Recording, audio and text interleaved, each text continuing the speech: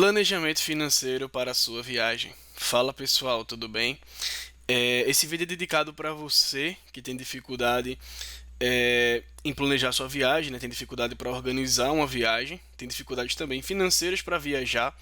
Então esse vídeo vai estar bem focado na parte de planejamento financeiro para a viagem e na viagem por completo. Beleza? Então, assim, eu vejo muita gente falando, amigos, conhecidos, amigos de amigos, entre roda de conversa. Ah, eu queria viajar, mas eu não tenho grana. Ah, eu queria viajar, mas eu não posso, eu não consigo, estou pagando isso, estou pagando aquilo. Eu entendo, eu sei que todo mundo tem suas condições financeiras, todo mundo tem suas dívidas, né? Suas pendências financeiras e seus projetos. Mas, cara, viajar não é tão difícil. Viajar não é coisa para só quem tem dinheiro, para quem ganha bem ou para quem tá bem de vida. Você pode viajar sim, e eu vou provar aqui nesse vídeo que você pode encontrar passagens, pode fazer um planejamento financeiro da sua viagem, também pode planejar a viagem. Tudo isso com antecedência, garantido assim uma viagem mais econômica, uma viagem mais barata, beleza? Então bora lá. A primeira coisa seria que eu tenho aqui uma planilha, né? Eu fiz uma planilha aqui bem simples para vocês. A planilha está bem simples mesmo, poderia fazer uma melhor, mas aí demoraria um pouco mais de tempo para explicar também. E aí creio que para pessoas que também não conhecem muito Excel, essa planilha aqui seria o ideal. Então, antes de fazer todo o planejamento de viagem, obviamente a gente tem que ter um planejamento financeiro da nossa vida, né? Então, assim, realmente, se você não consegue ter um planejamento financeiro da sua vida pessoal, você também não vai conseguir garantir um bom planejamento financeiro para a sua viagem.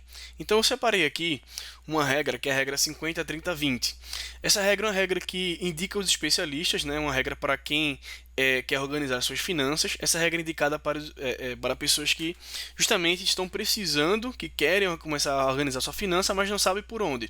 Então essa regra aqui é bem utilizada pelo pessoal e também os especialistas indicam sempre essa regra, que é justamente 50, 30, 20. 50% para gastos fixos, 30% para gastos variáveis e 20% para prioridades financeiras, que seriam no caso de investimentos. Não vou entrar muito em detalhe da regra, e aqui eu fiz uma base com um salário mínimo atual, que é R$ 1.045. Ah, mas eu não ganho R$ 1.045, eu ganho 500. Beleza, só vim aqui jogar 500. A planilha está totalmente editável, vai chegar aqui um valor total, vou começar a explicar todo esse valor, mas eu vou tomar como base o valor de R$ 1.045, que é o valor do salário mínimo, beleza? Então, assim, eu fiz o planejamento aqui dentro de um ano, começando em março de 2020 e finalizando em fevereiro de 2021.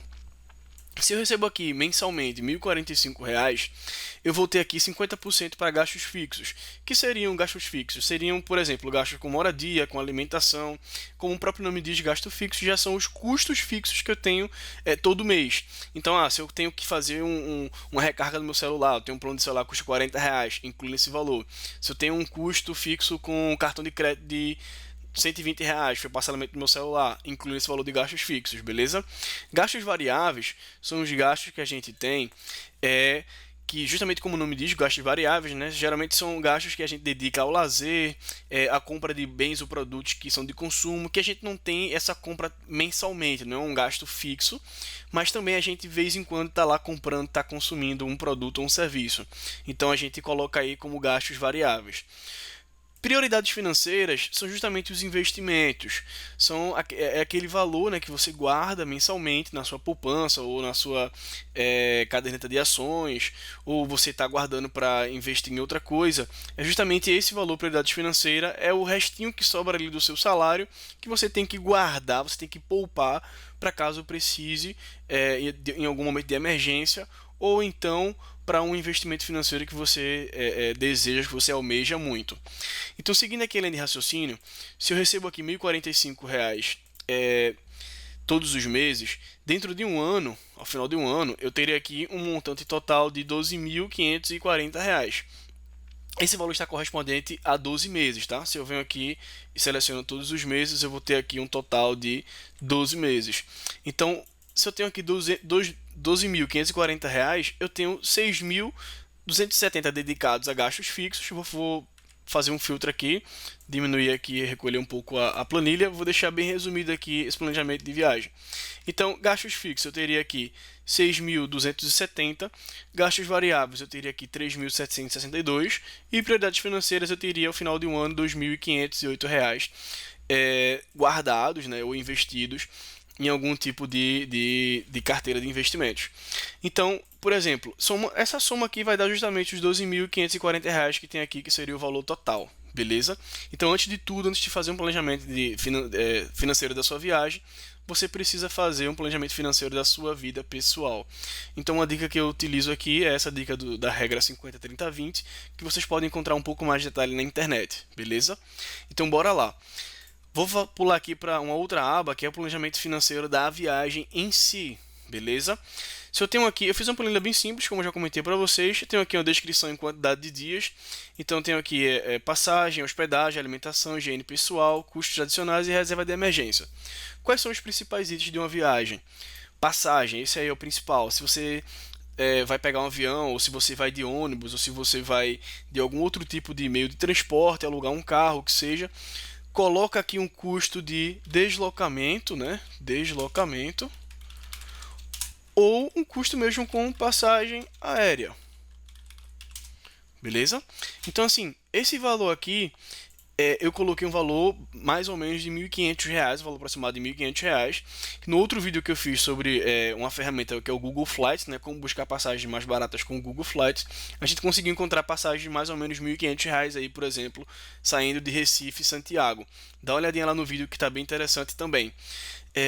Aqui em hospedagem, que é um segundo, eu acredito que eu organizei aqui por uma ordem, né? Eu fiz aqui uma ordem lógica de gastos. Eu preciso da passagem aérea, do deslocamento, eu preciso de uma hospedagem, que eu preciso dormir em algum local, e eu preciso da alimentação. Então, assim, a passagem aérea ela tem um custo um pouco mais pesado, né, dentro do seu orçamento da viagem. Eu coloquei ele aqui como prioridade. Uma segunda prioridade seria a hospedagem, que também tem um custo um pouco mais pesado, e a alimentação como uma terceira prioridade, que é um custo mais flexível. Eu posso gastar mais em um dia, gastar menos, eu posso cozinhar aqui, outro dia eu posso ir no restaurante, enfim. Então aqui eu coloquei um custo estimado de R$ 1.500 na passagem aérea, coloquei aqui um custo mais ou menos de R$ 560, que dentro de uma viagem de 7 dias, como está planejado aqui, eu gastaria em torno de aproximadamente R$ 80 diários, né? Ou seja, uma diária está custando R$ 80, né? Dentro desse orçamento. A gente pode encontrar através do Airbnb, através do Booking, através de outras plataformas também, hospedagem com preços mais baratos. Alimentação, eu coloquei aqui mais ou menos um gasto de alimentação diário de R$ 50. Então aqui dentro de 7 dias eu vou ter um gasto de R$ 350 com alimentação. Isso aí pode variar, tá? Se você está no hostel, você vai lá, cozinha, compra um pacote de macarrão, faz uma comida rápida lá, ou faz sei lá, junta a galera, faz uma hamburgada, enfim, isso é bem mais barato. Higiene pessoal, isso aqui é um item importante, muita gente às vezes esquece. Que tem esse custo com higiene pessoal, é um custo que eu acredito que seja obrigatório, porque muitas vezes a gente deixa de levar algumas coisas para ter mais espaço na mala, principalmente quem faz mochilão e etc. Então eu coloquei aqui um custo de mais ou menos R$ 40 para 7 dias. Você gasta R$ 20 quando você chega, e mais ou menos na metade da viagem você gasta mais uns 20, e como você vai para casa já, você não precisa mais gastar no final da viagem. Custos adicionais. Custo com ingressos, entradas, lembranças, aquelas compras que a gente quer fazer. Eu coloquei aqui um mais ou menos de R$ 100, né, dependendo do seu planejamento, que você poderia gastar aí dentro desses 7 dias. Pode ser para menos, pode ser para mais, depende também dos seus interesses, né? Se você quer ir para discotecas, se você quer ir para alguns locais que são pagos, né? Entradas são pagas, mas também existe muito ponto turístico que são free, que são grátis, que você não paga nada para entrar. Então aí cabe você fazer o seu orçamento com base no seu planejamento de visitas turísticas também.